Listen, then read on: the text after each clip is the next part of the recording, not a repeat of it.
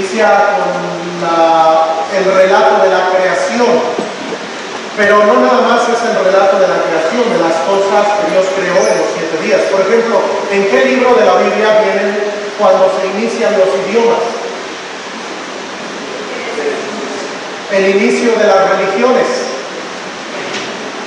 en Génesis. Vamos a encontrar muchos inicios en el libro de Génesis. Y es importante para nosotros también entender que Dios desde el inicio se va a manifestar a nosotros. En Génesis capítulo 1, versículo 1 dice: en el principio creó Dios los cielos y la tierra. Y la tierra estaba desordenada y vacía, y las tinieblas estaban sobre la faz del abismo, y el Espíritu de Dios se movía sobre la faz de las aguas. Hasta ahí la lectura. Vamos a orar, pedir la bendición de Dios. Señor, te ruego que me des sabiduría para poder hablar tu palabra. Que tu gracia sea sobre nosotros. Bendícenos, necesitamos de ti, Padre Celestial. Te ruego, Señor, que tú traigas, que tu Santo Espíritu, Señor, acomode la predicación en la vida y la necesidad de cada uno de los que estamos aquí. Señor, tú sabes que hay diferentes necesidades en cada una de las familias, pero Señor, también reconocemos que tú eres el mismo, que tú no cambias y que tú, Señor, permaneces para siempre. Señor, en ese entendido, quiero pedirte ahora, Señor, que tú hagas la obra en la vida de esta tu iglesia y nos ayudes, Señor, a poder entender tu palabra y poder guardarla también con gozo en nuestros corazones y ser también entendidos de lo que tú quieras enseñarnos. Y también en medio a mí, Señor, para no estorbar, que sé tú el que hables en nuestra vida, te lo ruego en el nombre precioso de Jesucristo. Amén. Estos próximos domingos, y como parte también del estudio que hemos venido llevando durante las últimas semanas sobre la iglesia, me ha parecido muy importante también el hecho de poder comprender el papel del Espíritu Santo en la vida de la iglesia. En el libro de Génesis, donde estamos leyendo, encontramos, amados hermanos, cómo es que desde el inicio, en la creación de las cosas, en la creación del mundo, va a manifestarse la presencia del Espíritu de Dios. En este libro, donde acabamos de leer, dice la Escritura: en el principio creó Dios los cielos y la tierra. El nombre aquí utilizado por Moisés para dar a entender o dar a conocer al Dios que él sirve, al Dios que se le apareció en esta zarza ardiendo en Éxodo capítulo número 3, es el nombre que se va a utilizar no tan solamente para designar en muchas ocasiones a Dios en la palabra misma de Dios, sino que este nombre lo utilizaba la civilización egipcia para referirse a diferentes divinidades.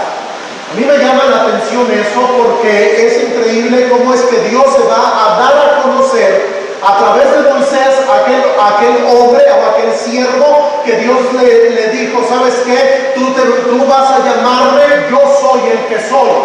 Pero cuando Moisés va a relatar el libro de Génesis, no va a utilizar el nombre Jehová, sino que va a utilizar un nombre con el cual estaban familiarizados los egipcios, que era el nombre Elohim.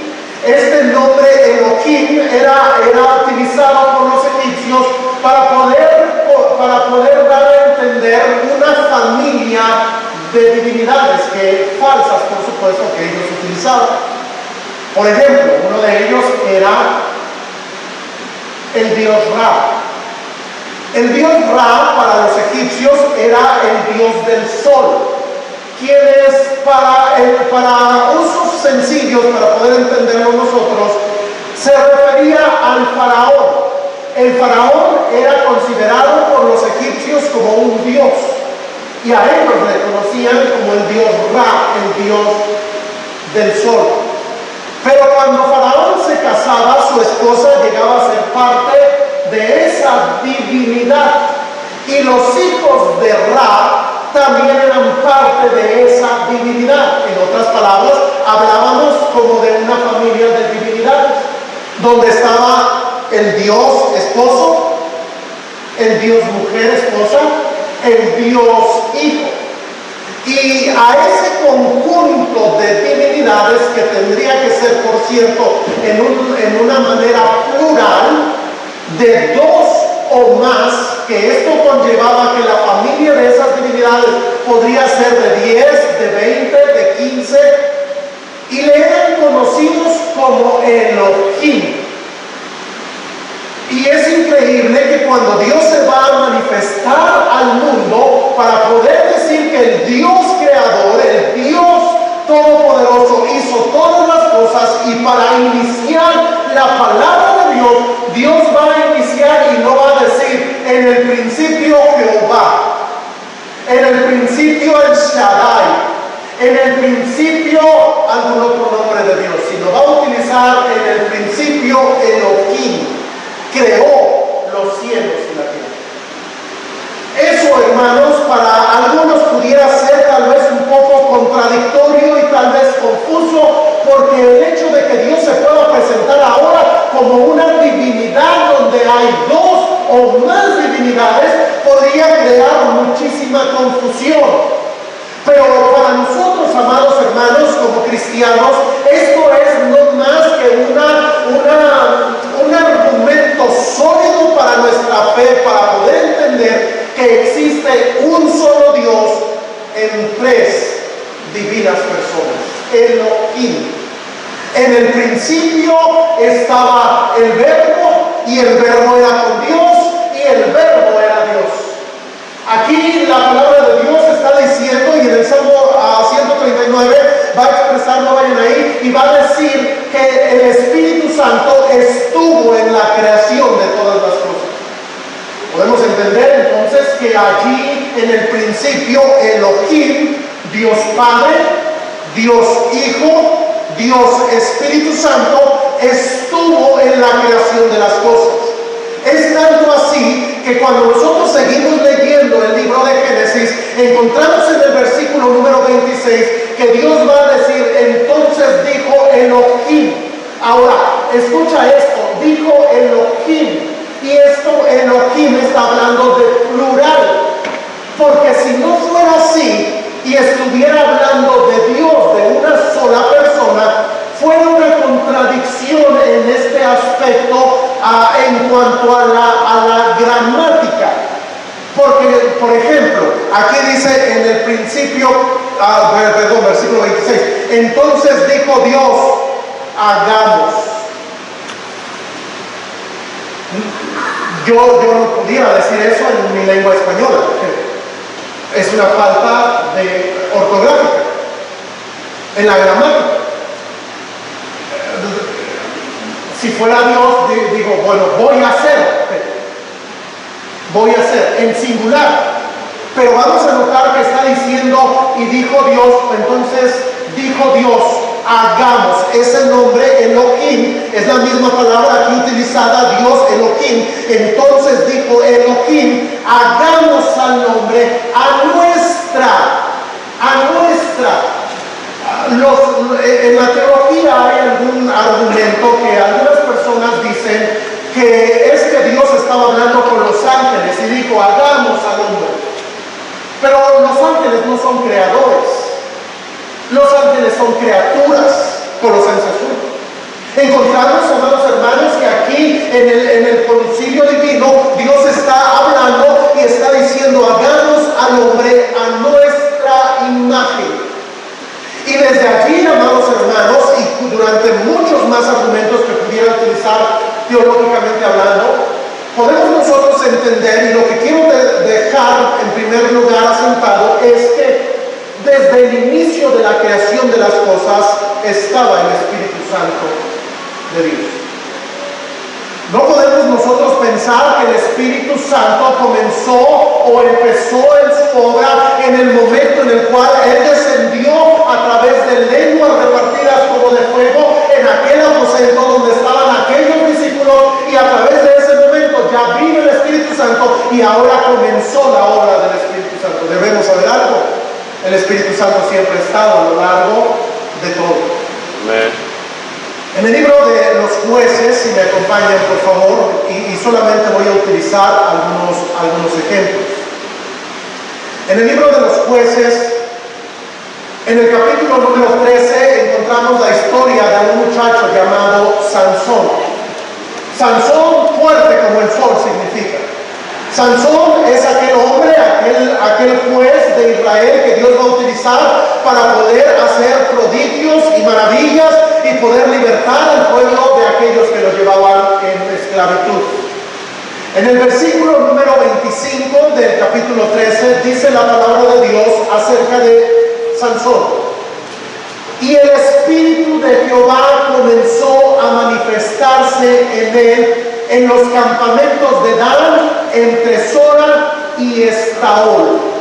Allí, amados hermanos, encontramos cómo es que está Sansón, y Sansón está haciendo cosas grandes, y la razón por la cual Sansón tenía ese poder, esa fuerza para poder destruir a un león, para poder acabar con muchos filisteos, para poder agarrar esas zorras y amarrarlas y mandarlas a que queden en aquel campo, y todas las obras que Sansón llegó a hacer, no era por la fuerza que tenía él, sino que el Espíritu venía sobre aquellas personas que vamos a encontrar también demostrado en la vida de Moisés, en la vida de Job, en la vida de todos aquellos, o de muchos de los personajes que tenemos en la palabra de Dios, que venía el Espíritu Santo sobre ellos, y ellos fueron utilizados para que de esa manera tanto pudieran hacer prodigios, maravillas, algunas cosas como milagros, o alguna predicación, alguna enseñanza, o alguna cosa así. Todo eso, hermano, era una manifestación de alguien, de Dios, en la tercera persona de la Trinidad, el Espíritu Santo. Cabe mencionar, hermanos, que la Biblia, y no voy a ir ahí por el tiempo, pero la palabra de Dios dice que la palabra de Dios fue inspirada por Dios. Y luego dice que los santos hombres de Dios hablaron siendo inspirados por el Espíritu Santo. Primera de Pedro 1:19. El Espíritu Santo fue el que nos dejó la palabra misma de Dios. Fue inspirada por Dios. ¿Qué quiere decir? Que cuando venía palabra de Jehová sobre Isaías, el hermano se llama Isaías, pero hablamos del profeta Isaías, venía la palabra de Dios sobre el profeta Isaías, sobre el profeta, alguien se llama Jeremías, sobre el profeta fulano, sobre Moisés, o sobre los escritos de David, o sobre los escritos de algún personaje de los cerca de 40 escritores que Dios utilizó para su palabra. Ellos fueron vestidos, o fueron llenados, o fueron cubiertos por el Espíritu Santo de Dios. Así es que desde el inicio, cuando se escribió el primer libro de la Biblia, que es el libro de Job, ese primer libro de la Biblia, hablando cronológicamente, y Job estaba escribiendo todas las calamidades que vinieron, y todo lo que él escribió, y todo lo que sucedió, eso fue inspirado por Dios a través del Espíritu Santo. Entonces, desde el año que, por ejemplo, Abraham y Job vivieron en tiempos contemporáneos, cerca del año 2400 antes de Cristo, y encontramos que desde esos tiempos ya el Espíritu Santo estaba actuando. Estuvo en la creación, estuvo con Job, estuvo con Abraham, estuvo con Moisés, estuvo con David, estuvo con Daniel, estuvo en todo ese tiempo. Solo hubo un periodo de tiempo donde él tuvo que callar, y se le conocen como los 400 años de silencio. Ahora, déjeme preguntarle cómo inicia el Nuevo Testamento. ¿Alguien recuerda que cuando el Nuevo Testamento va iniciando, viene el Espíritu sobre una mujer? Y por obra del Espíritu Santo, esta mujer virgen concebiría y daría a luz un hijo. Pero, un momento, era el Espíritu quien estaba haciendo esa obra. Se da cuenta, en la creación En todo el tiempo de la Biblia encontramos el Espíritu Santo. En el Nuevo Testamento el Señor Jesucristo inclusive fue una obra del Espíritu Santo en ese nacimiento virginal. No que Cristo haya sido creado por el Espíritu, sino hablo de la obra del nacimiento virginal. Porque al igual que Dios es Padre, el Espíritu Santo es Dios, y de igual manera el Hijo Jesucristo es Dios.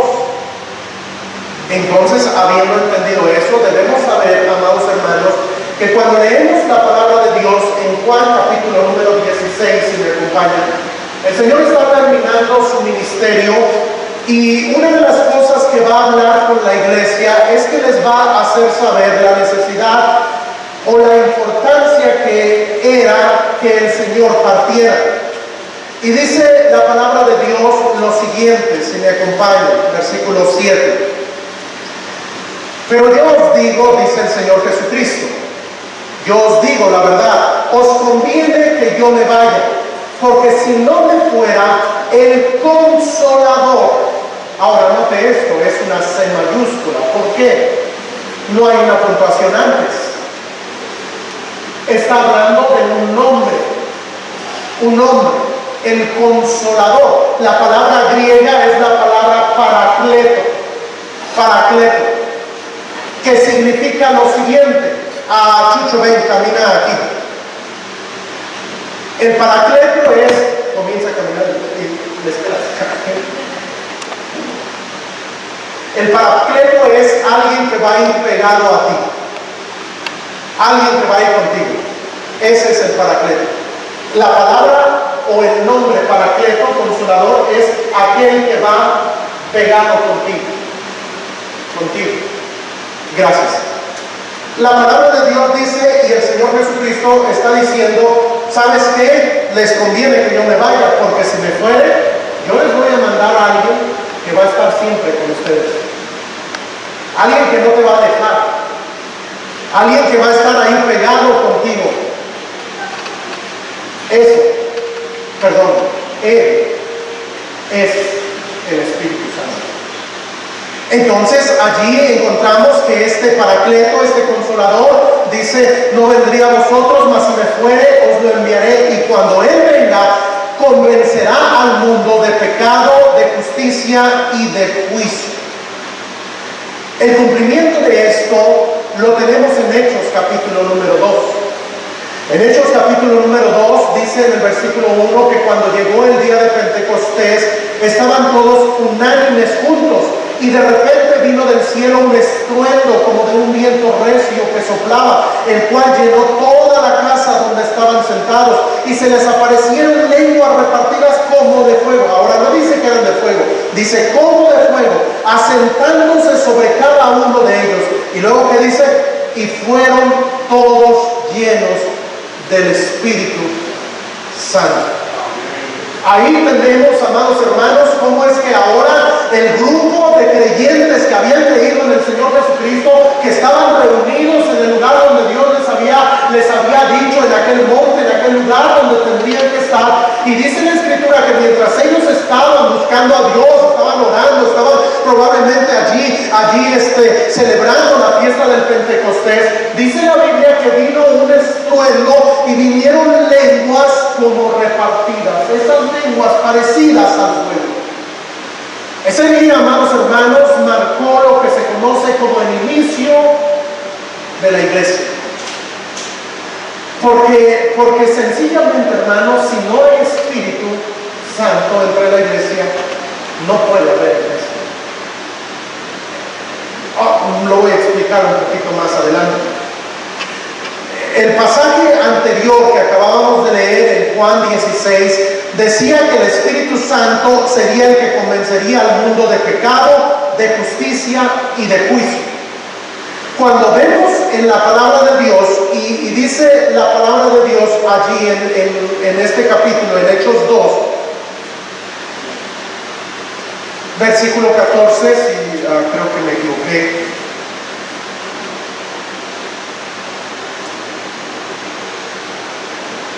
Perdón, tengo mal. Bueno, pero voy a utilizar el mismo versículo porque dice en el versículo 4 que fueron todos llenos del Espíritu Santo, ¿correcto?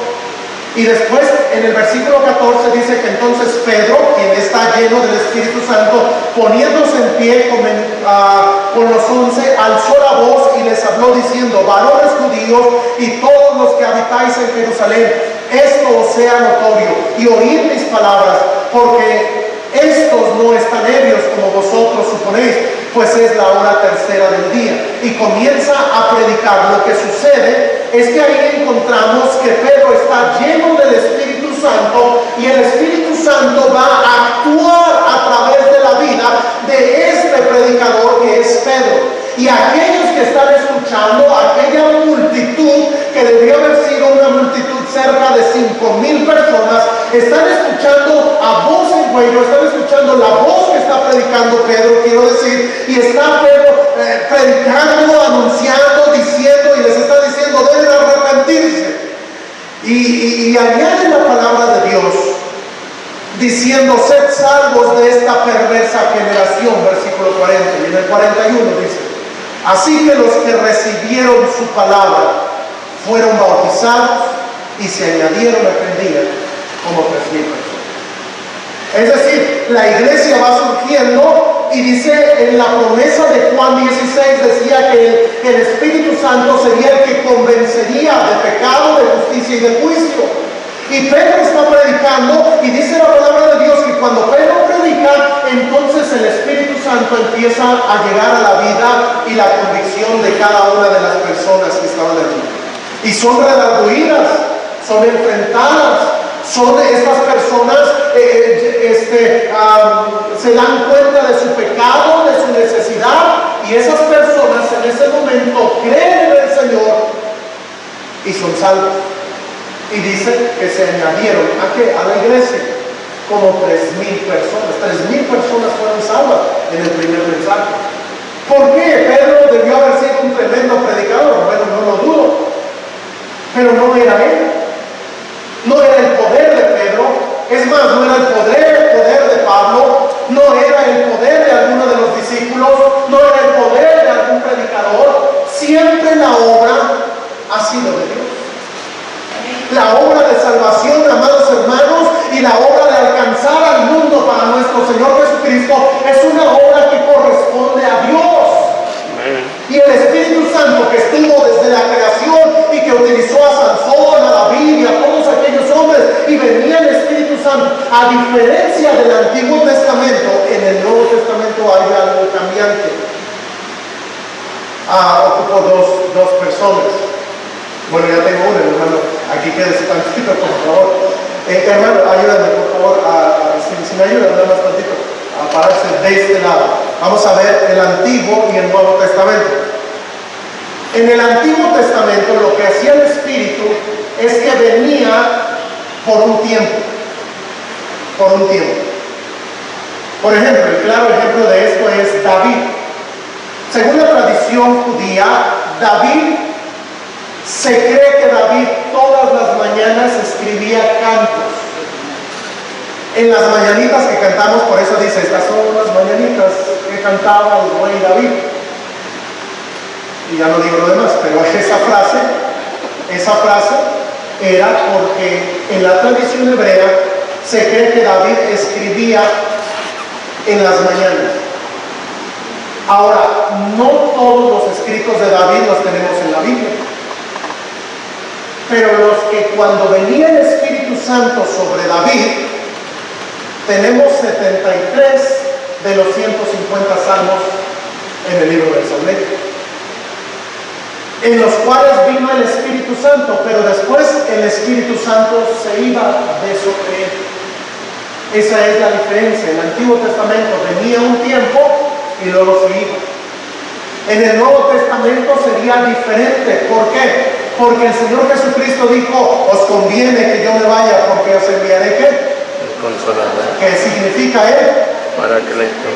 Y la palabra griega, el paracleto, ¿qué significa? El que va junto. Y en este caso, sí, tantito para acá, ¿no? Está fuerte el hermano. El Espíritu Santo ahora, y ahora yo no le pongo como solamente es una ilustración, no estoy tratando de decir otra cosa. El Espíritu Santo ahora vendría sobre los creyentes. Debemos entender algo, esto es antes del sacrificio de Cristo, esto es después del sacrificio de Cristo.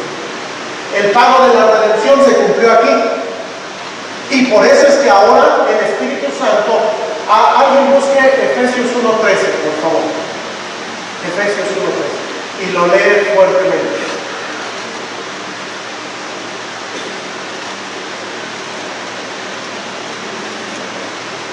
Efesios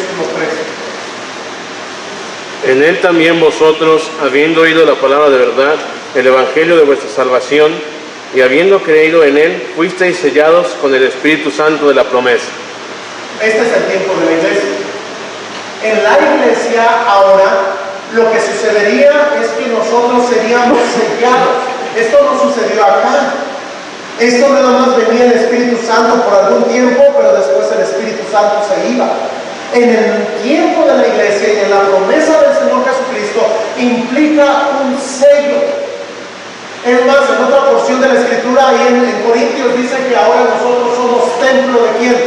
Del Espíritu Santo. Eso quiere decir que esto vendría a ser un sello que no podía ser borrado. Este es un argumento muy fuerte también para entender que la salvación no se pierde. Yo creo que la salvación no se pierde. ¿Por qué? Porque la salvación no dependió de mí desde el inicio. Amén. La salvación siempre pertenece a Jehová. Jonás 2. La salvación es de Jehová, dice la Biblia así.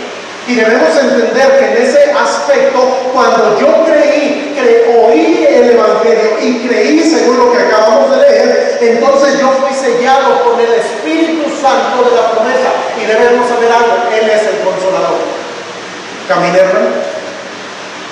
Y el Espíritu Santo, para donde usted quiera, el Espíritu Santo siempre va a ir ahí, porque es el Paracleto, el que va con nosotros. Ahora, volvemos otra vez. Entendemos algo. Esta es la seguridad de salvación. ¿Quién nos separará del amor de Cristo? ¿Tribulación? ¿O hambre? ¿O desnudez? ¿O peligro? ¿O espada? Hermanos, antes en todas estas cosas somos más que vencedores, porque el Espíritu Santo mora ahora conmigo.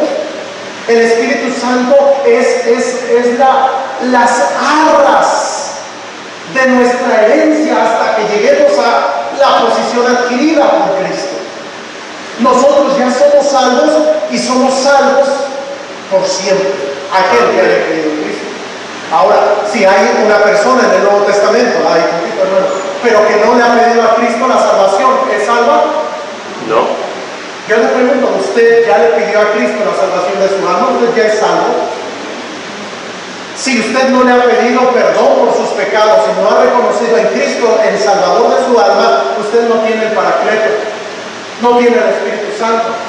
Y por eso es que no hay alguien que le diga, estás haciendo mal. Ahora, déjenme usar estos ejemplos. Pero supongamos que el hermano dice, pues ¿sabes qué? Me voy a fumar.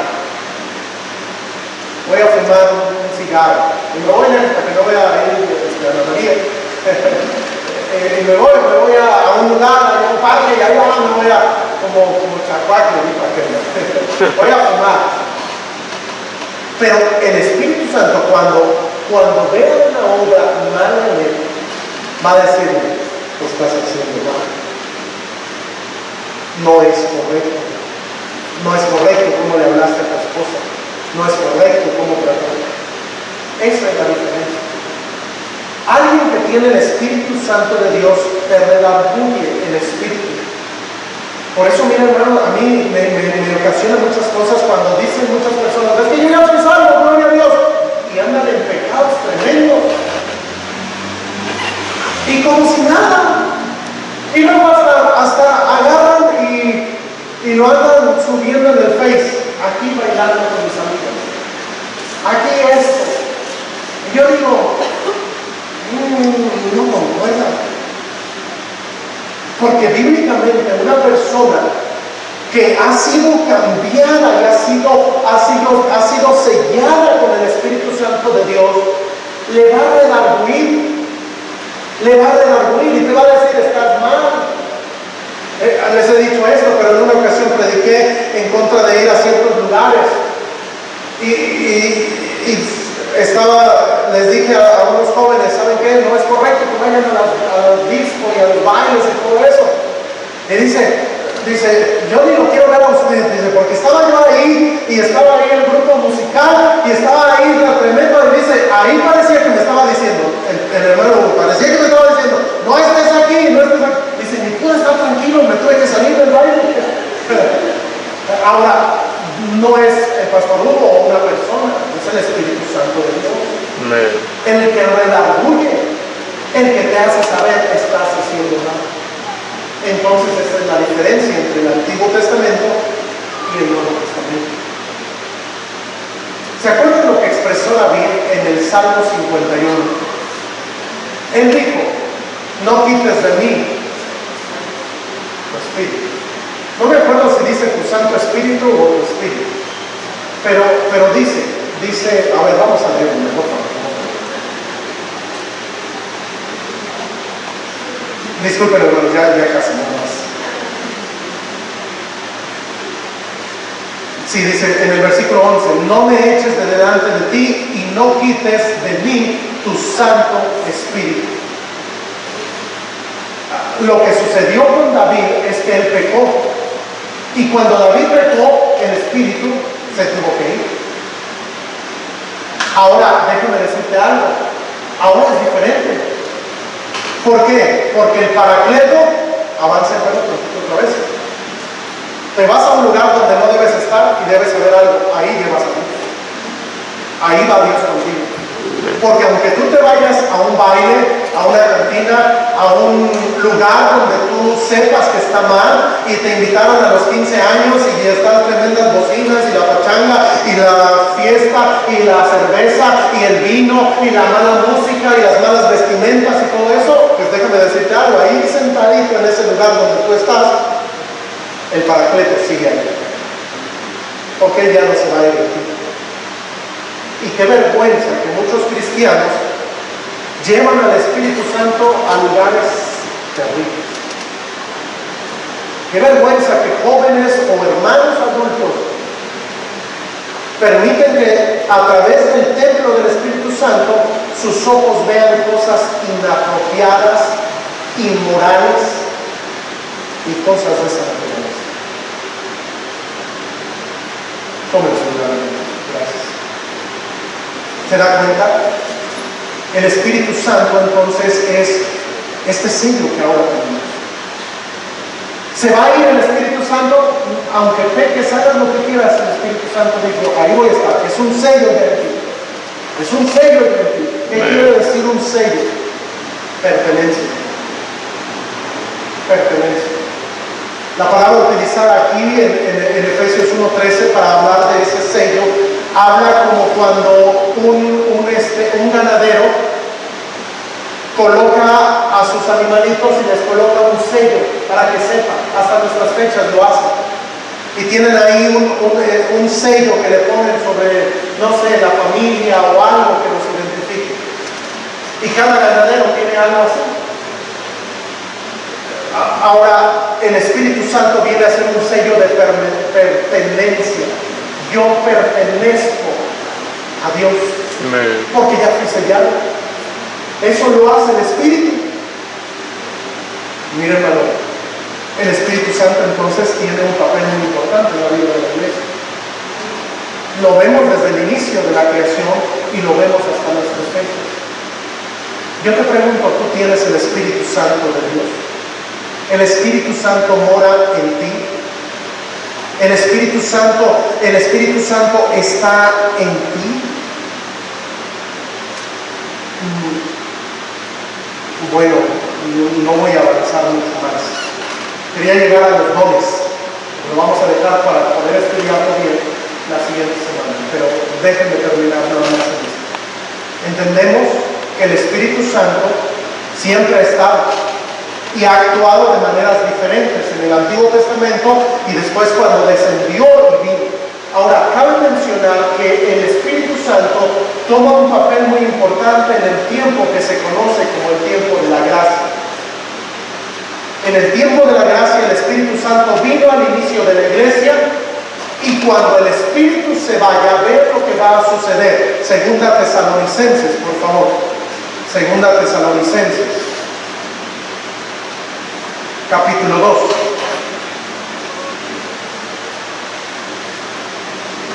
Versículo 6 dice: ahora vosotros sabéis lo que lo detiene, a fin de que a su debido tiempo se manifieste. Está hablando del anticristo. Porque ya está en acción el misterio de la iniquidad, solo que hay quien al presente lo detiene, hasta que él a su vez se ha quitado de medio. Y entonces se manifestará aquel inicuo a quien el Señor matará con el espíritu de su boca y destruirá con el resplandor de su venida. Mire esto, estamos hablando de los tiempos adelante. Está hablando de que no va a poder venir ahorita el anticristo. A ver, ¿quién tiene cara de anticristo?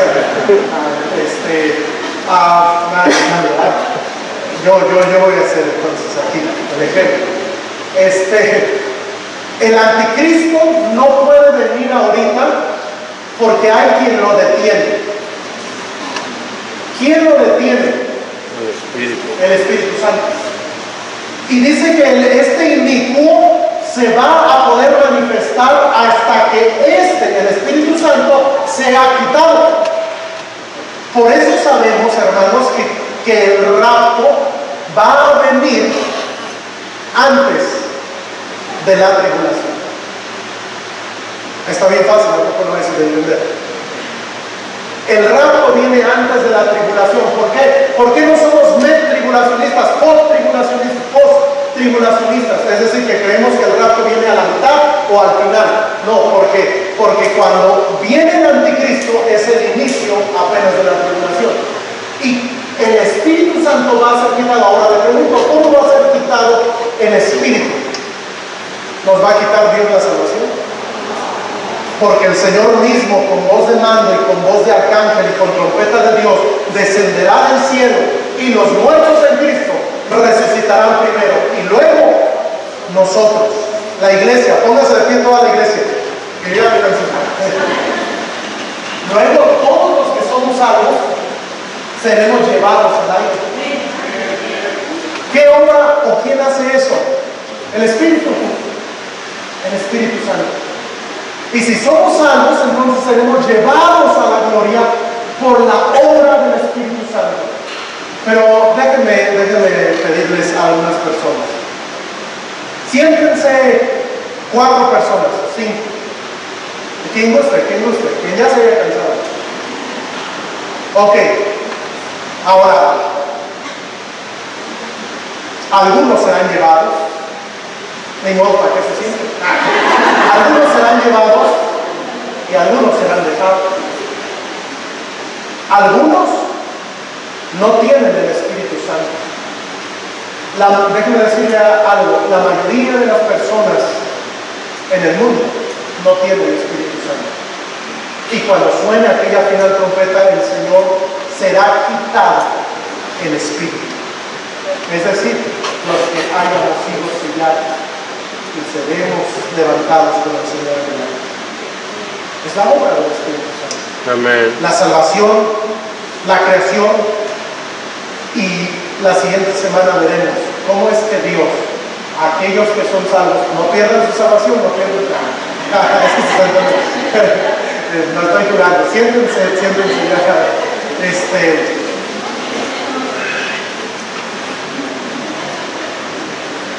Ahora, doy una anticipación de la siguiente semana. A ver, ¿quién está afuera? Diego, y párense ustedes aquí, por favor.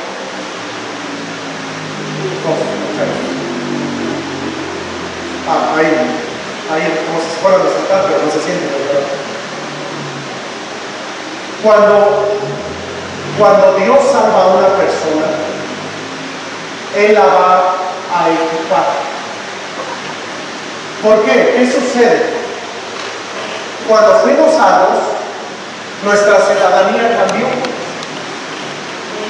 Cuando fuimos salvos, ya no pertenecemos al mundo. Amen. Cuando somos salvos, debemos saber que ahora vamos a ir en contra de la corriente de este mundo. Y lo que hace Dios es que cuando ellos son salvos, cuando son salvos, una persona, Dios le va a dar herramientas y capacidades para ir en contra de todo lo que es el mundo. Pero también le va a dar lo que se llama charismas, de donde viene el movimiento carismático, que es la palabra don. Dios va a darle conforme a Él, no conforme a lo que el mago, ¿se acuerdan de aquel mago en Hechos? Yo quiero también eso, porque él quería fama. ¿Alguien no sabe de lo que hablo? Lea Hechos. Pero lo que hace el Espíritu es que Él va a dar dones conforme a lo que Él quiere para el bienestar de la iglesia. Y eso somos los cristianos. Amen. La iglesia, somos un cuerpo dotado de dones para hacer la obra de Dios. Es como una armadura que Dios nos da para poder vivir firmes y poder hacer la obra de Dios en medio de un mundo oscuro. Amen. Llenura del Espíritu Santo. Hay mucho que vamos a aprender de eso. Gracias, chicos. Que Dios nos ayude. Voy a abrir porque yo sé que lo di en manera como de clase, pero en cuanto a esto, en cuanto a lo que vimos ahorita, ¿tienen alguna duda? Hermana, sí. La Biblia habla de que se conquista al Espíritu Santo. ¿En qué momento pasó?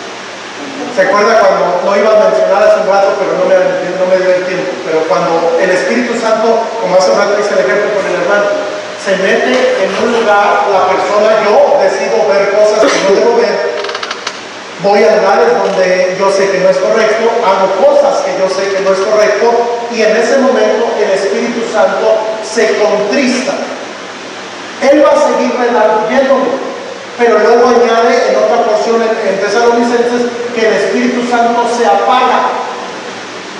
La frase apagar es como aquellas que dice en Hechos 2, que dice que eran como lenguas de fuego. ¿Qué es el fuego? Algo que arde, algo que brilla, algo que quema, algo que está encendido. Cuando alguien está, miren, esto sucede regularmente cuando alguien es salvo. Cuando alguien es salvo, quiere leer la Biblia, quiere orar, quiere venir a la iglesia, quiere hacer un montón de cosas por Dios, porque está el fuego del Espíritu Santo. Pero después vemos, como ya no quiere venir, pues sí, está bien, pero ya no llego a las 10, ya mejor llego más tarde. De todos modos se tardan mucho los anuncios. Llego ya que pasen los anuncios, llegue esto, pues de todo el mundo, pues ya sé lo que va a decir. Y uno empieza a entristecer y luego a apagar. Primero es contristar, cuando el Espíritu Santo empieza a redarguir en ciertas cosas, ciertas áreas que cada uno de nosotros sabemos. Pero el Espíritu Santo se llega a apagar cuando alguien que fue genuinamente salvo decidió no hacerle caso a la voz de Dios y vive como quiere, y vive en pecado. Eso se conoce como apostasía. Cuando estudiamos la apostasía, hay dos tipos de apostasía. Bíblicamente, y no es el estudio, yo sé, pero hay dos tipos. Una es de los no salvos, que apostatan y hacen cosas así. Pero la verdadera apostasía es la de un creyente que sí fue salvo, pero no le hizo caso al Espíritu Santo de Dios.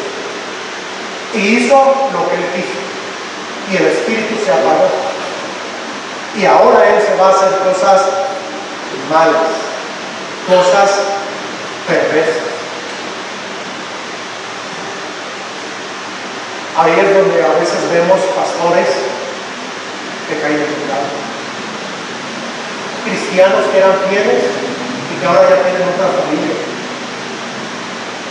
Hay una diferencia, primero es contristar y después es apagar, pero nota esto: apagar no significa quitar, porque la salvación no se quita, la salvación no se extingue, la salvación tiene un sello permanente.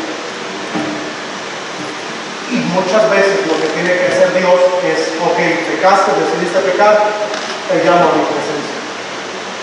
Y se ven muchos cristianos que eran fieles, servían, apoyaban, hacían, buscaban y esto y lo otro, y luego se fueron cada vez más abajo, contristaron, luego apagaron, y Dios dice: no, los llama a su presencia.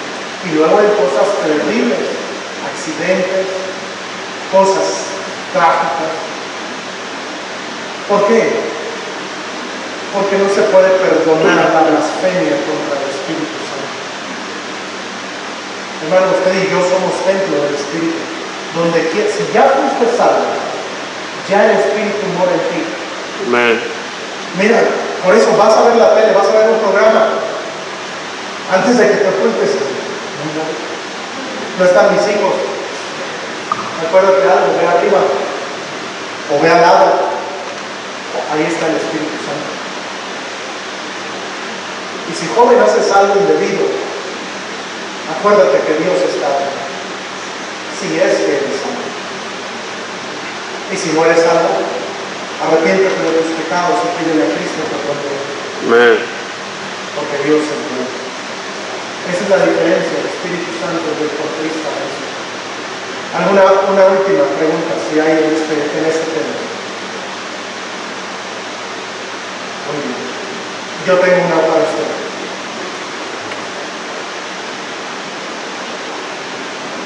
Usted tiene el Espíritu Santo. Usted ya es salvo. No porque usted esté aquí significa que ya tiene el Espíritu Santo. A lo mejor el Espíritu Santo me regaló para venir para que usted pudiera recibir el Espíritu Santo. Todos con ojos cerrados, cabeza inclinada, por favor. Quisiera preguntarle: ¿usted ya tiene el Espíritu Santo de Dios? ¿El Espíritu Santo mora dentro de usted?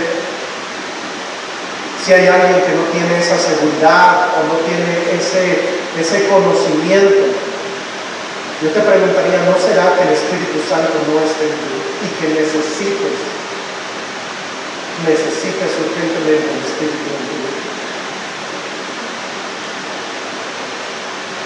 ¿Hay alguien aquí que le gustaría recibir el Espíritu Santo de Dios? Levante su mano.